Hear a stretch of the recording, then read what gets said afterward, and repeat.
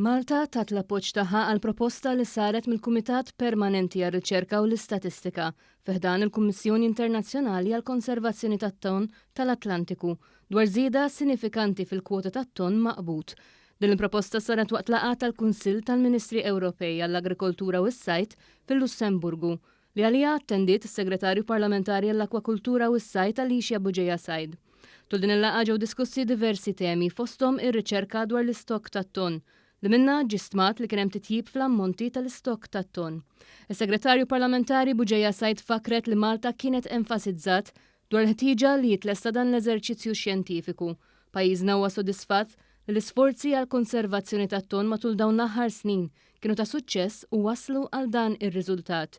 Hija appellat ukoll biex is-sitwazzjoni fost il-pajjiżi kollha li jistadu għal din l-istess speċi tiġi armonizzata sabiex tiġi assigurat li l-iżgħar pajjiżi fl-Unjoni Ewropea ikollhom proporzjon ekku tal-kwota mingħajr ma tiġi medda l-istabbiltà futura tas-sajjieda.